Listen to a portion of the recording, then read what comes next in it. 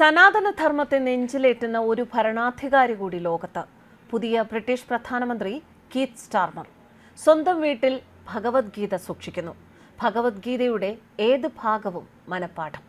ഇത് ഇന്ത്യയെ സംബന്ധിച്ചിടത്തോളം വളരെ നല്ല വാർത്തയാണ്. കാരണം അദ്ദേഹം സനാതനധർമ്മത്തോട് വളരെ അനുകൂലമാണ്. കീത്ത് സ്റ്റാർമർ ഭക്തി വേദാന്ത മാനർ സന്ദർശിച്ചു. കീത്ത് സ്റ്റാർമർ ഈ ക്ഷേത്രം സന്ദർശിച്ചിരുന്നു. അടുത്ത 50 വർഷത്തേക്ക് ഈ ക്ഷേത്രവുമായി ബന്ധപ്പെട്ട് പ്രവർത്തിക്കാൻ താൻ ആഗ്രഹിക്കുന്നു എന്ന് അദ്ദേഹം നേരത്തെ പറഞ്ഞിരുന്നു. അദ്ദേഹം മാത്രമല്ല, പല ബ്രിട്ടീഷ് ഭരണാധികാരികളും ബക്കിംഗ്ഹാം കൊട്ടാരവും പതിറ്റാണ്ടുകളായി സനാതനത്തിന് അനുകൂലമാണ്. UK പാർലമെന്റ് ഭഗവത്ഗീതയെ ഒരു വിശുദ്ധ ഗ്രന്ഥമായി അംഗീകരിച്ചിട്ടുണ്ട്. അതിനാൽ ഇത് ഹിന്ദുമതത്തിന് വലിയ മുന്നേറ്റമാണ് സമ്മാനിക്കുക. ഗീതയിൽ വിശ്വസിക്കുന്ന ഹിന്ദു അംഗങ്ങൾ UK പാർലമെന്റിൽ പ്രവേശിക്കുമ്പോൾ സത്യപ്രതിജ്ഞ ചെയ്യാൻ ഉപയോഗിക്കാവുന്ന ഒരു വിശുദ്ധ ഗ്രന്ഥമായി UK പാർലമെന്റ് ഭഗവത്ഗീതയെ അംഗീകരിച്ചു. UK പാർലമെന്റ് വെബ്സൈറ്റിൽ ഭഗവത്ഗീത UK പാർലമെന്റിൽ ഹൗസ് ഓഫ് കോമൺസിൽ വിശുദ്ധ ഗ്രന്ഥമായി അംഗീകരിച്ചു എന്ന ഒരു വാർത്ത കാണാം. അങ്ങനെ UK പാർലമെന്റ് ഹിന്ദുമതം അംഗീകരിക്കുന്നു. സനാതനധർമ്മത്തിന് ഇത് വലിയ ബഹുമതിയാണ്. UK-യിൽ നിരവധി ഹിന്ദു ക്ഷേത്രങ്ങളുണ്ട്. അവയിൽ ഏറ്റവും പ്രധാനപ്പെട്ടത് രാധാകൃഷ്ണന്റെയും ശ്രീരാമന്റെയും പ്രതിഷ്ഠകളുള്ള ഭക്തി വേദാന്ത മാനർ ക്ഷേത്രമാണ്. ഈ ക്ഷേത്രം നടത്തുന്നത് ഇസ്കോൺ അല്ലെങ്കിൽ ലോകമെമ്പാടുമുള്ള ഹരേ കൃഷ്ണ പ്രസ്ഥാനം എന്നറിയപ്പെടുന്ന international society for Krishna consciousness ആണ്. മുൻപ് സൂചിപ്പിച്ചതുപോലെ കീത്ത് സ്റ്റാർമർ ഭക്തി വേദാന്ത മാനർ ക്ഷേത്രത്തിന്റെ ആരാധകനാണ്.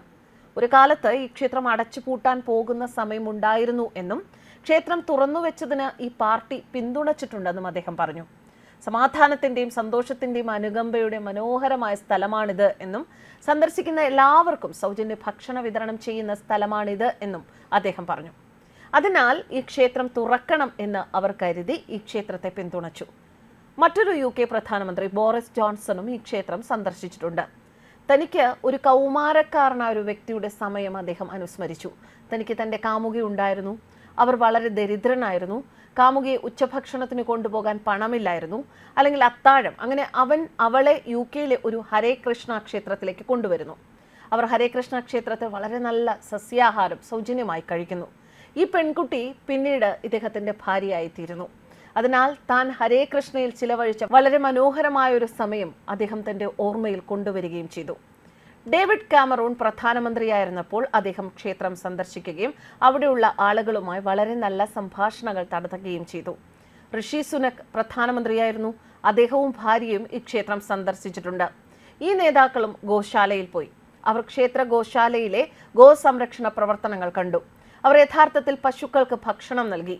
പശു സംരക്ഷണത്തിന്റെ ഇന്ത്യൻ സംസ്കാരത്തെ പരിഹസിക്കുന്ന ഇന്ത്യയിലെ പലരിൽ നിന്നും വ്യത്യസ്തമായി ഈ UK ഭരണാധികാരികൾ ഇസ്കോണിന്റെ പശു സംരക്ഷണ പ്രവർത്തനങ്ങൾക്ക് വലിയ ബഹുമാനമാണ് നൽകുന്നത്. ഈ ഭരണാധികാരികൾ ക്ഷേത്ര ഗോശാലയിൽ പശുക്കളെ പോറ്റുന്നത് കാണാം. പശുക്കളെ ആരാധിക്കുന്ന സനാതന ധർമ്മ പാരമ്പര്യത്തെ അവർ ബഹുമാനിക്കുന്നു. പശുക്കളെ ആരാധിക്കുന്നത് മണ്ടത്തരമോ അസംബന്ധമോ അല്ല.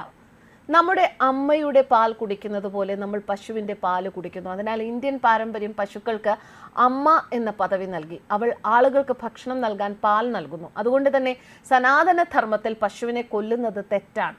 നിങ്ങൾ നിങ്ങളുടെ അമ്മയെ അറക്കാറില്ല. അതിനാൽ പശുവിൻ പാൽ കുടിക്കുമ്പോൾ പശുവിനെ അമ്മയെപ്പോലെ ബഹുമാനിക്കണം. ബക്കിംഗ്ഹാം കൊട്ടാരവും ക്ഷേത്രത്തിന് വളരെയധികം പിന്തുണ നൽകിയിട്ടുണ്ട് എന്നത് ശ്രദ്ധേയമാണ്. കൂടാതെ ചാൾസ് മൂന്നാമൻ രാജാവിന്റെ കിരീടധാരണ ചടങ്ങിൽ ക്ഷേത്ര പ്രസിഡന്റുമാരെ ക്ഷണിച്ചിരുന്നു. ക്ഷേത്രം പ്രസിഡന്റുമാരെയും ബക്കിംഗ്ഹാം കൊട്ടാരത്തിൽ വിശിഷ്ട അതിഥിയായി ക്ഷണിച്ചിരുന്നു. ഇസ്കോൺ ടെമ്പിൾ പ്രസിഡന്റ് ധോത്തി ധരിച്ച് എലിസബത്ത് രാജ്ഞിയുമായി സംഭാഷണം നടത്തുന്നത് നിങ്ങൾക്ക് കാണാൻ സാധിക്കുന്ന ഒരു ഫോട്ടോ ഞങ്ങൾ നൽകിയിട്ടുണ്ട്. അതിനാൽ ഇസ്കോൺ ടെമ്പിൾ പ്രസിഡന്റ് ധോത്തി ധരിച്ച് ബക്കിംഗ്ഹാം കൊട്ടാരം സന്ദർശിച്ചു. മറ്റൊരു ഫോട്ടോയിൽ നിങ്ങൾക്ക് കാണാം കാവി വസ്ത്രം ധരിച്ച സന്യാസി എലിസബത്ത് രാജ്ഞിയുമായി സംഭാഷണം നടത്തുന്നത്. നിങ്ങൾക്കറിയാവുന്ന ഒട്ടനവധി ആളുകൾ അവർ ഇന്ത്യൻ വസ്ത്രം ധരിച്ച് അവർ സംഭാഷണത്തിൽ ഏർപ്പെടുന്നതും UK-യിലെ ഭരണാധികാരികളോടൊപ്പമാണ് എന്നതും കാണാൻ സാധിക്കും. എക്കാലത്തെയും വലിയ ഗായകരിൽ ഒരാളായ ജോർജ് ഹാരിസൺ ഈ ക്ഷേത്ര കെട്ടിടവും വസ്തുവും ഇസ്കോൺ അല്ലെങ്കിൽ ഇന്റർനാഷണൽ സൊസൈറ്റി ഫോർ കൃഷ്ണ കോൺഷ്യസ്നസിന് സമ്മാനിച്ചതാണ് എന്നതും ശ്രദ്ധേയമാണ്. ലോക പ്രശസ്തമായ ബീറ്റിൽസ് ബാൻഡിലെ അംഗമായിരുന്നു അദ്ദേഹം. ജോർജ് ഹാരിസനെ അദ്ദേഹത്തിന്റെ ഭാര്യയും ഇസ്കോൺ സ്ഥാപിച്ച ഇന്ത്യൻ സന്യാസി ശ്രീല പ്രഭുപാദയും കാണാൻ കഴിയുന്ന ഒരു ഫോട്ടോ ഇവിടെ നൽകിയിട്ടുണ്ട്. കൃഷ്ണഭക്തർക്കൊപ്പം ജോർജ് ഹാരിസണിന്റെ ബ്ലാക്ക് ആൻഡ് വൈറ്റ് ഫോട്ടോയും കാണാൻ സാധിക്കും. ജോർജ് ഹാരിസൺ രാധാകൃഷ്ണ ക്ഷേത്രം എന്ന പേരിൽ ഒരു മ്യൂസിക് ആൽബം നിർമ്മിച്ചിട്ടുണ്ട്. അതിൽ അദ്ദേഹം ഹരേ കൃഷ്ണ മന്ത്രം ജപിക്കുകയും കൃഷ്ണനെ കുറിച്ചുള്ള ഇംഗ്ലീഷ് ഗാനങ്ങൾ രചിക്കുകയും ചെയ്തു. കൂടാതെ അദ്ദേഹത്തിന്റെ ഏറ്റവും പ്രശസ്തമായ ഗാനങ്ങളിലൊന്ന് വാസ് മൈ സ്വീറ്റ് ലോർഡ് ആയിരുന്നു. ഇത് അദ്ദേഹം കൃഷ്ണനെ കുറിച്ച് എഴുതിയ ഒരു ഇംഗ്ലീഷ് പോപ്പ് ഗാനമായിരുന്നു. ജോർജ് ഹാരിസൺ യഥാർത്ഥത്തിൽ കൃഷ്ണനെ കുറിച്ച് ഒരു ഇംഗ്ലീഷ് പോപ്പ് ആൽബം ഉണ്ടാക്കി. അദ്ദേഹം കൃഷ്ണയെ UK-യിൽ ഒരു വീട്ടുപേരാക്കി. ക്ഷേത്രത്തിൽ ജോർജ് ഹാരിസൺ ഗാർഡൻ എന്നറിയപ്പെടുന്ന ഒരു പൂന്തോട്ടമുണ്ട്. കൃഷ്ണന്റെ കഥ വിവരിക്കുന്ന ഇംഗ്ലീഷ് പുസ്തകങ്ങളുടെ ആദ്യ സെറ്റ് അച്ചടിക്കുന്നതിനുള്ള പണവും അദ്ദേഹം സംഭാവന ചെയ്തു. ഇസ്കോൺ നിർമ്മിച്ച കൃഷ്ണനെ കുറിച്ചുള്ള മറ്റു പുസ്തകങ്ങളിൽ കൃഷ്ണനെ കുറിച്ചുള്ള നല്ലൊരു ഉള്ളടക്കവും അദ്ദേഹം എഴുതിയിട്ടുണ്ട്. UK നേതാക്കൾ ഇന്ത്യൻ സംസ്കാരത്തെ എത്രമാത്രം ബഹുമാനിക്കുന്നു. ഇന്ത്യൻ പാരമ്പര്യമനുസരിച്ച് അവർ നമസ്തേ പറയുന്നു. ഇസ്കോൺ സ്ഥാപകൻ ആചാര്യ ശീല പ്രഭുപാദയുടെ മൂർത്തിയെ അവർ ഹാരമണിയിക്കുന്നു എന്നത് ശ്രദ്ധേയമാണ്. ഇസ്കോണിന് UK-യിൽ നിരവധി ക്ഷേത്രങ്ങളുണ്ട്. അവയിൽ ഭൂരിഭാഗവും കൃഷ്ണന്റെ വിദേശ ഭക്തരാണ് നിയന്ത്രിക്കുന്നത്. അവർ നിരവധി ഇന്ത്യൻ ഉത്സവങ്ങൾ നടത്തുകയും പാശ്ചാത്യ ഭക്തർക്ക് സനാതൻ ധൻ പഠിപ്പിക്കുന്നതിനായി നിരവധി കോഴ്സുകൾ സംഘടിപ്പിക്കുകയും ചെയ്തു. ഭഗവത്ഗീത, ഭാഗവതം, ഈശോപനിഷ ഇംഗ്ലീഷിലുള്ള പുസ്തകങ്ങൾ വിതരണം ചെയ്യുകയും അതുവഴി പ്രചരിക്കുകയും ചെയ്യുന്നു.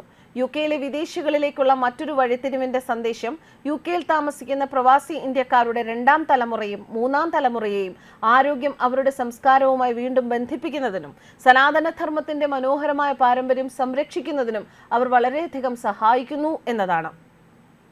UK-യിൽ 1.3 മില്യൺ ഹിന്ദു വിശ്വാസികളാണുള്ളത്. ബ്രിട്ടനിലെ ഏറ്റവും വലിയ 3ാമത്തെ മതമാണ് ഹിന്ദുമതം. ക്രിസ്തുമതത്തിനും ഇസ്ലാമിനുമാണ് 1ഉം 2ഉം സ്ഥാനം. 2021 യുണൈറ്റഡ് കിങ്ഡം സെൻസസ് അനുസരിച്ച് ഹിന്ദുക്കൾ പ്രധാനമായും ഇംഗ്ലണ്ടിലാണ് കേന്ദ്രീകരിച്ചിരിക്കുന്നത്. പ്രത്യേകിച്ച് ഗ്രേറ്റർ ലണ്ടനിലും തെക്ക് ഈസ്റ്റിലും യുണൈറ്റഡ് കിങ്ഡത്തിലെ മറ്റു 3 രാജ്യങ്ങളിലുമായി 50,000-ൽ താഴെ ഹിന്ദുക്കൾ താമസിക്കുന്നു. 19ാം നൂറ്റാണ്ടിന്റെ ആരംഭം മുതൽ യുണൈറ്റഡ് കിങ്ഡത്തിൽ ഹിന്ദുക്കൾക്ക് സാന്നിധ്യമുണ്ടായിരുന്നു. അക്കാലത്ത് ഇന്ത്യ ബ്രിട്ടീഷ് സാമ്രാജ്യത്തിന്റെ ഭാഗമായിരുന്നു. ബ്രിട്ടീഷ് ഇന്ത്യൻ ആർമിയിലെ നിരവധി ഇന്ത്യക്കാർ യുണൈറ്റഡ് കിങ്ഡം ഓഫ് ഗ്രേറ്റ് ബ്രിട്ടനിലും നോർത്തേൺ അയർലൻഡിലും സ്ഥിരതാമസമാക്കി. ഭൂരിഭാഗം ബ്രിട്ടീഷ് ഹിന്ദുക്കളും കുടിയേറ്റക്കാരാണ്. പ്രധാനമായും ഇന്ത്യയിൽ നിന്നാണ്. അടുത്ത കാലത്തായി ഇസ്കോൺ, ബാപ്സ്, മറ്റ് ഹിന്ദു സംഘടനകൾ എന്നിവയുടെ ശ്രമങ്ങളും യോഗ, ധ്യാനം, മറ്റ് ഹൈന്ദവ ആചാരങ്ങൾ എന്നിവയുടെ കൂട്ടത്തോടെ പിന്തുടരുന്നതിനാൽ നിരവധി സെലിബ്രിറ്റികൾ ഉൾപ്പെടെ നിരവധി ബ്രിട്ടീഷ് പൗരന്മാർ ഹിന്ദുമതം സ്വീകരിച്ചു. UK-യിൽ ഏറ്റവും അധികം വളർച്ചയുള്ള മതത്തിൽ ഹിന്ദുമതത്തിനാണ് 1ാം സ്ഥാനം. മറ്റൊരു കാര്യം, ബ്രിട്ടനിലെ ധനികരുടെ പട്ടികയിലാണ് ഹിന്ദുക്കൾ ഉള്ളത്. യുണൈറ്റഡ് കിങ്ഡത്തിന്റെ ദേശീയ സ്ഥിതി വിവരക്കണക്ക് ഓഫീസ് പ്രകാരം ബ്രിട്ടീഷ് ഹിന്ദുക്കൾക്ക് ഏറ്റവും ഉയർന്ന സാമ്പത്തിക പ്രവർത്തന നിരക്ക് ഉണ്ടായിരുന്നു. 2.77 ലക്ഷം പൗണ്ടിന്റെ ആസ്തിയെങ്കിലും ചുരുങ്ങിയത് ഓരോ UK ഹിന്ദു വിശ്വാസിക്കും ഉള്ളതായി ഔദ്യോഗികമായി പറയുന്നു. ഇത് UK-യിലെ പരമ്പരാഗത ബ്രിട്ടീഷ് ക്രിസ്ത്യാനികളുടെ സമ്പത്തിന് മുകളിൽ വരും. അവർക്ക് 2.26 ലക്ഷം പൗണ്ടാണ് ആസ്തി. എന്നിരുന്നാലും ബ്രിട്ടനിലെ ഏറ്റവും വലിയ ധനികരുടെ പട്ടികയിൽ യഹൂദരാണ്. 3.38 ലക്ഷം പൗണ്ടിന്റെ ആസ്തിയുണ്ട് ഓരോ യഹൂദനും. ഏറ്റവും ചുരുങ്ങിയത് ഉന്നത വിദ്യാഭ്യാസം നേടുന്നതിന് ഹിന്ദു പുരുഷന്മാരും സ്ത്രീകളും സാധാരണ ജനങ്ങളെക്കാൾ കൂടുതലാണ് ബ്രിട്ടനിൽ. ന്യൂസ് ഡെസ്ക് കർമ്മ ന്യൂസ്.